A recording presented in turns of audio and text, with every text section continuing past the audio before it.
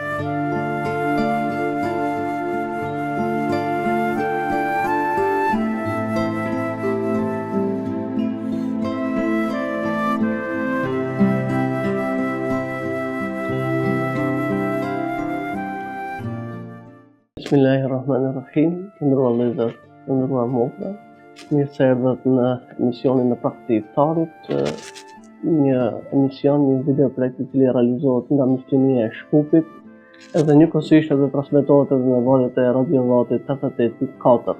Prandaj për ta filluar këtë muaj të shenjtë të bekuar të Ramazanit, padyshim që është e rëndë që Mishtënia e Shkupit, Dr. Canan Efendi Ismaili, të jetë edhe mysafiri I parë I këtij video projekti, të nderuar mirë se na erdhën në emision. Mirë ju gjetëm, ju falenderoj shumë për realizueshmërinë e këtij projekti. Ju përshëndes juve, u bë për hajër juve Ramazanit dhe gjithë atyre që na ndjekin përmes valëve të Radio Vatit. Të nderuar, padyshim në video projektin e Ramazanit, sidomos në Praktikë të Iftarit, ne kemi paraporte, kemi tema të ndryshme në lidhje me sahabët, ata të përgëzuarit në xhennet. Prandaj për ta filluar këtë emision kështu mbarësisht, padyshim që na nevojitet një Ramazan më shpirtëror. Prandaj do të kisha filluar nga udhësia e Ramazanit, rëndësia e saj, pikërisht edhe nga një kënd tjetër që sahabët e kanë përjetuar Ramazanin, si është më mirë.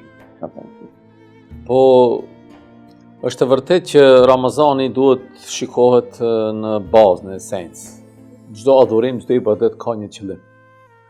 Edhe Allah I Madhërisht kur na bëri obligimet, veçanti këto 5 kurset e Islamit e themi na, edhe namazit që ne falim ka një qëllim, edhe agjerimi ka qëllim, edhe haxhi ka qëllim, edhe zekati ka qëllim. Nuk janë vetëm adhurime formale.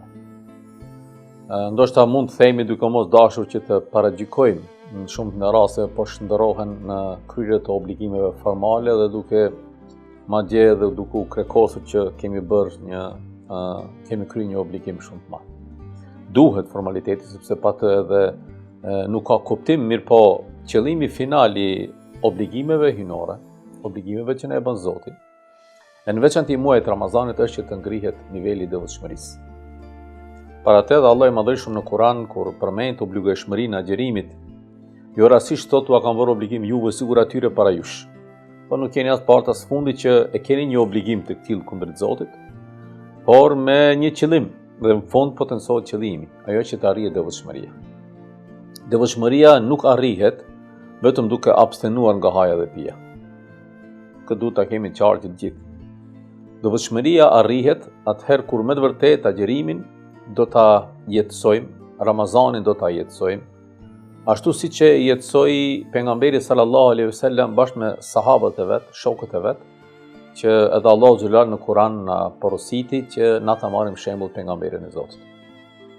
Nga kjo mund të ndjerim që krahas abstenimit që e kemi ne nga haja dhe pija që nga koha e syfyrit deri në kohën e iftarit, brenda ditës ne duhet të ngritemi në atë pozicion, siç e porositi pejgamberi sallallahu alaihi wasallam që Allahu I Madhërisht nuk ka nevojë për etjen dhe urinë tuaj.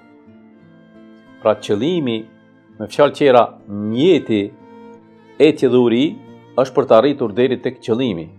Ajo është që ne të ndryshojmë në vetveten tonë, sjelljen tonë, raportin me njerëzit, krahas raportit me Zotin në kryerjen e namazeve 5 ditore, plus namazi shtesë, që brenda Ramazanit është namazi Teravis, leximi I Kuranit e kështu me radhë.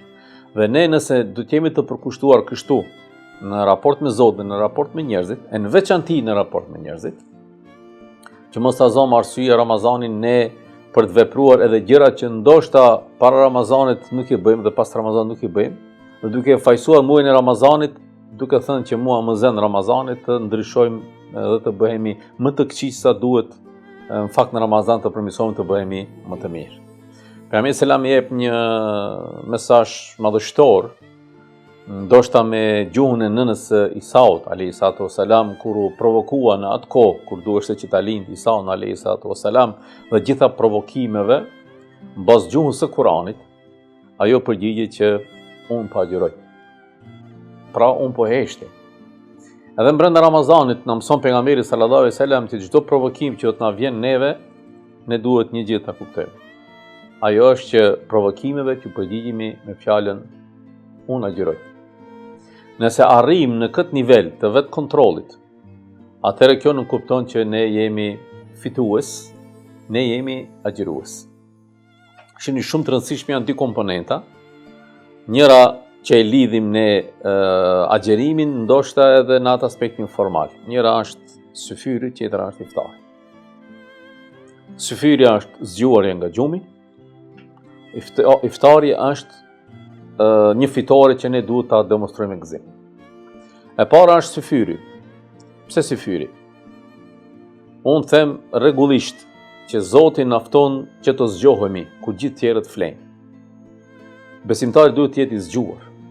Jo vetëm i zgjuar nga gjumi në aspektin fizik, po i zgjuar edhe me mend. Nga gjitha provokimet, telashet, fitnet që mund të ndodhin. Sepse vetëm një besimtar i zgjuar mund të jetë i dobishëm për shoqërinë cilën jeton. Dhe Zoti na fton që të zgjuar të fillojmë një adhurim, një ibadet kaq të rëndësishëm sikur që është agjerimi. Njeriu i zgjuar kryen shkollën, njeriu i zgjuar mirret me shkencë, njeriu i zgjuar din të mbrohet nga armiku, njeriu i zgjuar i lexon edhe sherrët e tjetrit.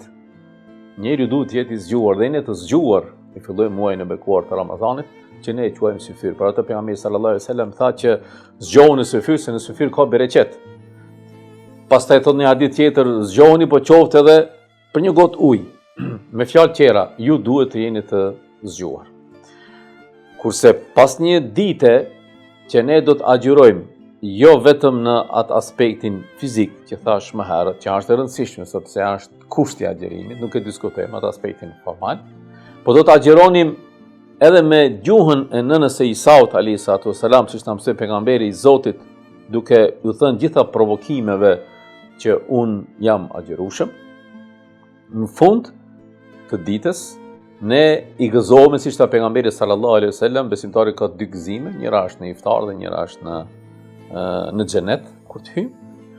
Dhe pse është në iftar ky gëzim i madh, jo pse e shohim ushimin para vetes, ky gëzim është shumë i madh, sepse ne po demonstrojmë një fitore shumë të madhe kundrejt armikut më të madh të njerëzit. E cili është armiku më i madh i njerëzit? Prapë po e përshkruajmë me fjalën e pejgamberit të Zotit, kur sahabët u kthyen nga një fitore e madhe, të ballafaquar me armikun më të madh të asaj kohe, dhe të gëzuar besimtar, pejgamberi alayhis salam tha, ju po vini nga një fitore apo nga një luftë, nga një xhihad i vogël drejt një më të madhi. Dhe sahabët i thanë, o dërguari i Allahut, po ishte më i madhi atë që e bëm ne. Nëse nuk ka qenë më i madhi, cili është xhihadi më i madh? Pejgamberi alayhis salam ju tha, është lufta me vetveten, lufta me nefsin. Nëse ne kemi arritur që të kontrollojmë veten dhe gjitha ato provokimet e mbrendshme, siç themi ne, të asaj pjesës djallëzore që është brenda njeriut, nëse ne arrim që të fitojmë, atëherë më të vërtetë në iftar jemi të gëzuar dhe e ham iftarin si fitues. Pra me fjalë tjera, Ramazani dhe agjerimi duhet të kenë një kuptim. Shife ndaj Ramazani dhe agjerimi, sepse agjerimi ka periudhë të caktuar ku ne abstenojmë, po Ramazani si muaj ka edhe elemente tjera brenda vetes që ne duhet t'i kushtojmë rëndësi të veçantë. Të nderuar, desha dalë të një tjetër gjë që kemi nevojë gjatë Ramazanit, pse që është edhe çështja e unitetit, shumica besimtarëve edhe shtëpive të besimtarëve musliman, do thonë arrin që të bashkohen nëpër sofrat e tyre. Prandaj dyqysh për shembull ka nevojë që të flitet edhe për këtë që muaji i Ramazanit është edhe një muaj i unitetit. Po patjetër, shif ky fshati i madh që veç më jemi shndruar ne gjithë bota dhe ndoshta jemi të shkapërderdhur në këtë kohën e teknologjisë, dinamizmit që informohemi dhe marrim ndoshta shembuj nga vende të ndryshme të botës, duam ne apo nuk duam, kjo dinamik, ky digitalizim na ka bërë që ne të jemi vetjak, të jemi egoist. Për shembull, në një shtëpi kur ulemi, çdo kush e shqyrton punën e vet. Njëri me telefon në dorë, i lidhur me ekranin, njëri ndoshta me një rrjet social, njëri ndoshta me televizionin. kur të shohësh të njëri me tjetrin nuk komunikojnë, ekziston mungesa e komunikimit. Atje shumë në rasteve dimë të mbyllim në përdhoma dhe të qëndrojmë të vetmuar. Dhe kjo nuk është një problem që është vetëm tek ne, vetëm kjo është në nivel global, në nivel botror. Dhe pikërisht në momente kur e gjithë bota, e këtu brenda jemi dhe ne vuajmë nga ky problem, problemi egoizmit, problemi që çdo kush të mendojë veten e vet, vjen Ramazani që fillimisht neve të na bëjmë dije që ju jeni pjesë e një kolektivi. Sepse njeriu ka një qëllim, pse ka ardhur në jetë. Nuk ka ardhur në jetë rastësisht vetëm të hanë, të pinë edhe ta përfundoj jetën, po ka një mision. Ajo është një të mirën të përbashkët, ta shpërndaj, ta kultivoj, të jeti dobishëm për shoqërinë ku jeton në kështu me radhë. Në Ramazan, këto ndjenja që shkapërderdhen jashtë Ramazanit, brenda Ramazanit mundohet që të formohet ky unitet duke filluar që njeriu ta ndjen veten fillimisht që është pjesë e një kolektivi. Dhe vetëm si kolektiv ai mund të jetë i dobishëm. Dhe këto ndjenjat e altruizmit të them, fillojnë menjëherë nga sofrat e përbashkëta në brenda shtëpisë, sikur që është sofra e syfyrit edhe në veçanti sofra e iftarit, e cila i bashkon njerëzit, i bën njerëzit që të shohin njëri tjetrin, i bën njerëzit që ta njohin njëri tjetrin. Në shpesh këtë vit e kam thonë në disa vende, neve në rastis që ne besoni nuk i njohim fëmijët tonë. Nuk i dim nevojat e tyre, nuk i dim aftësitë e tyre, nuk i dim afinitetet e tyre, vetëm për shkak të obligimeve shumë të mëdha që i kemi në përditshmëri. Në sofrën e iftarit, gjatë bisedës që e bën, mund të vëresh diçka që ai ka nevojë për një asistencë, e kupton një aftësi të veçantë që e ka, e ndron një bisedë që e ka pas me një shok, me një shoqe, në banka shkollore, në bankat universitare, në vendin e punës e kështu me radhë. Më thonë na bën që të njihim mes vete, po flas vetëm për afërsinë, atë pjesën më të afërt familjes. Po për tjerët ka nevojë të flasim. Sa i njohim ne vëllezërit tanë, sa i njohim ne miqtë tanë, sa i njohim ne nipërit e mbesat tona, sa i njohim ne të afërmit që nga familja më e gjerë. Dhe kjo botë, në thojza moderne, na ka bërë që ne ato mos t'i njohim ndoshta. Dhe ja Ramazani vjen që fillimisht të na afrojë si familje, të krijojë një unitet si familje. Dhe më pastaj për të kaluar tek ajo pjesa tjetër që elhamdullah brenda Ramazanit, simbolika e Ramazanit sikur që është iftari, ne na bën që të jemi të ftuar edhe në ambiente më të gjera, që të njihemi edhe me njerëz të tjerë, të afrohemi me njerëz të tjerë, të socializohemi, të shtrim dorën njëri tjetrit, ta kuptojmë njëri tjetrin, të zhvillojmë ato ndjenjat e empatisë, dhe gjitha këto bëhen brenda muajit të bekuar të Ramazanit. Për të rrumbullaksuar gjithë këtë, janë namazet kolektive që falen në xhami, jo që jashtë Ramazanit nuk falen, por në xhami si duket brenda Ramazanit ka më tepër frekuentues, më tepër vizitor, lidhja me Zotin është më e madhe, xhamit mbushen, ku për ndëgjuar ligjërata, ku për të falur namazin e kohës, e në veçanti namazin e teravis, që është një ndjenjë veçantë sepse e ndjen veten që unë jam pjesë e një shoqërie, jam pjesë e një safi, jam pjesë e një kolektivi, edhe nëse nuk mund të kontribuoj diçka më të madhe, vetëm po tregoj që edhe unë jam këtu, edhe jam pjesë e kësaj shoqërie dhe jam përkrahas i çdo pune të hajrit që bëhet në këtë shoqëri.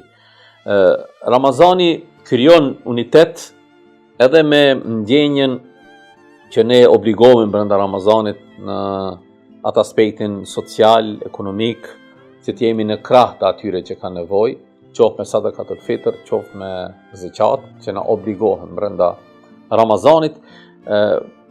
Sadakatul fitri natyrisht, po zeqati është traditën e që brenda Ramazanit të shpërndahet, dhe e gjitha kjo është, më thonë, një tregues shumë i qartë që ne e mendojmë tjetrin, që ndrojmë me tjetrin, e mbajmë detin e atij tjetrit, kujdesim që zgjasim dorën atij tjetrit, dhe këto janë gjitha ato pasuri se feson të bukur, të përsosur se që janë islam. Si nderuar deri tani, besoj që jeni kryer të misionisë së Shkupit dhe deri në këtë ditë që na po flasim se Shkupit ka pasur një sër aktivitetesh në përgatitjen e projektit Ramazanit, disa gjëra janë bërë dhe disa gjëra presin kohën, momentin që të bëhen. Dhe më të nderuar nëse kemi mundësi diçka nga projekti i Mishënisë së Shkupit, i shuar Ramazanit 2024. Po, vite me radhë, veç më tradicionalisht në disa aktivitete i bëjmë dhe besimtarët i presin ato aktivitete, madje disa besimtarë që në fillim edhe kërkojnë se ku ta gjejnë veten brenda atyre projekteve duke kontribuar, që unë shfrytëzoj nga rasti falenderoj gjithë ata që na përkrahin në realizimin e këtyre projekteve. Tash janë bërë tradicionale dhe ne projektet tona i ndajmë disa fusha. Ajo pjesa e parë është që të mirën e përbashkët, mirësitë e Islamit, dashurinë, tolerancën, bashkëtesën, respektin, edukimin dhe gjitha këto të mira që i ka Islami nëpërmjet fjalëve të Zotit, nëpërmjet nëpunësve fetar, nëpërmjet hafizëve të Kuranit dhe nëpërmjet emisioneve të ndryshme, qofshin ato që emitohen nëpër media lokale, qofshin ato që emitohen nëpërmjet platformave të ndryshe, nëpërmjet rrjeteve sociale, veçmë ato arrijnë deri tek dëgjuesit dhe shikuesit tonë, dhe mendoj që kjo është një pjesë e veçantë ku një pjesë bukur e madhe në punëve fetar, veçmë në mënyrë profesionale, mesazhet e tyre fetare i përcjellin deri tek besimtarët. Pjesa e dytë e jona që është e rëndësishme është organizimi i xhamive, që për neve është shumë e rëndësishme sepse Shkupi ka një numër të madh të xhamive, veçmë besimtarët e dinë që diku 142 xhami aktive ka nevojë për ligjërues, për hoxh, për nëpunës fetar, për ligjëruese, domethënë mualime, grua, dhe gjitha këto të jenë në shërbim të besimtarëve në muajin të Ramazanit. Në këto kohra kur kemi deficit të shumë kuadrove në lëmi të ndryshme, natyrisht që ka filluar të na paraqiten deficite edhe në këtë drejtim, edhe në pjesën e teologëve, dhe puna jonë është e para që të sigurojmë çdo xhamie që të ketë në punës fetar, që ata të kenë një program si do të funksionojnë të unifikuar, si të kenë një bashkëpunim mes vete, xhamit, si të organizohen aktivitete të ndryshme me xhamatet e kështu me radhë. Domethënë pjesa e dytë është e fokusuar te shërbimi i xhamive. Pjesa e tretë që është edhe simbolika e Ramazanit, që përmenda më herët, janë që në brenda Ramazanit jemi më afër atyre që kanë nevojë, dhe jo rastisht në krahas iftarit që e bëjmë në punësit fetare, ata cilët e bartin jetën fetare bashkë me përkrahasit e jetës fetare. Një iftar shumë të rëndësishëm që ne e shtrojmë është iftari për personat me nevoja të veçanta, që dhe ata një natë bashkarisht në një ambient të bukur të kalojnë disa momente me një iftar për hir të Allahut, për hir të Zotit. Edhe ajo që si vjet pak e karakterizon dhe e dallon nga vitet tjera është iftari që ne e organizojmë për njerëzit cilët kanë nevojë për iftare, për familjet me jetim, për skamnor, për ata që ndoshta deri vitin e kaluar e organizonim në një restorant, por marr parasysh që filluan edhe disa tjetër organizojnë iftare të këtilla, dhe vështirësia që disa njerëz të vinë deri tek restorani, ne këtë vit e ndryshuam këtë strategji dhe nëpërmjet cateringut ne kemi bërë planin se si iftarët ta dërgojnë në shtëpitë e tyre. Planifikojmë që brenda Ramazanit, mbas kërkesës që ne u detyruam që ta mbyllim për shkak se filloi të paraqitet një numër bukur i madh, diku brenda Ramazanit do të shtrohen mbi 6.000 iftare apo do dërgohen në adresa të cilat janë përcaktuar më herët. Dhe natyrisht gjitha këto aktivitete krahas manifestimeve, ditëve të dalluara, garave, mbrëmjeve kuranore dhe nata e kadrit, po ne themi netët për shkak se netët tek i bëjmë aktivitete në vende të dalluara, gjitha këto i rrumbullaksojmë me një projekt që i kemi quajtur paketat e Bajramit. Këto a dedikojmë fëmijëve me një program kulturor, artistik, fetar, dedikuar fëmijëve, ku mbi 2.000 fëmijë në një vend të bëhen për të ndjekur programet dhe marrë paketat e tyre të Bajramit. Më thonë, pikat shkurta janë këto disa nga ato fushat e projekteve të cilat Muftinia e Shkupit i realizon brenda Ramazanit dhe u dedikon besimtarëve. Nderuar, Allahu nderoft për disa këta angazhime, punë. që Ramazani dhe aroma e këndshme e Ramazanit të vinë në çdo shtëpi të qytetit në 4 rajone të Shkupit. Si ndëruar do kisha dashur për në fund një mesazh për këtë muaj të bekuar të Ramazanit për ata që na ndjekin në përjetës sociale, sikur se të fëmijë e Shkupit ose në kanale tjera dhe sidomos edhe në valët e Radio. Po mesazhi im si çdo vit marr parasysh që rrethanat pavarësisht janë të njëjta, por unë këtë vit do të kisha nënvizuar sërish që të qëndroni më afër familjeve. T'ju kushtoni më tepër rëndësi qëndrimit në shtëpi dhe jo jashtë shtëpisë, në veçanti në orët e mbrëmjes, pas faljes së namazit të teravis. Kisha lutur qëndroni brenda shtëpive tuaja, bisedoni me familjet e juaja, shfrytëzoni momentin për të ndarë disa biseda, mendime, për lexuar diçka, për diskutuar diçka. Në këtë formë ne të arrijmë që të ruajmë identitetin tonë edhe kombëtar dhe fetar. E në veçanti, kisha thënë këtë Ramazan ti përkushtohemi pak më tepër leximit të Kuranit. Por jo vetëm në gjuhën origjinale arabe, që është e rëndësishme dhe duhet të lexohet, po të lexojmë në gjuhën shqipe. Sepse gjithë flasim për fe, nëse analizojmë nuk e di sa vete kanë lexuar Kuranin. Gjithë japim fetva dhe nuk e di sa vete kanë lexuar Kuranin. Andaj t'i kthehemi Kuranit, të lexojmë pak më tepër Kur'an, ta kuptojmë Kuranin sepse është lidhja jonë me Zotin, veçanti që në këtë muaj të bekuar të Ramazanit të fillojë kjo zbritje dhe të falim brenda familjes respekt, dashuri dhe unitet mes vetë. Faleminderit që ishte pjesë e emisionit të pastë.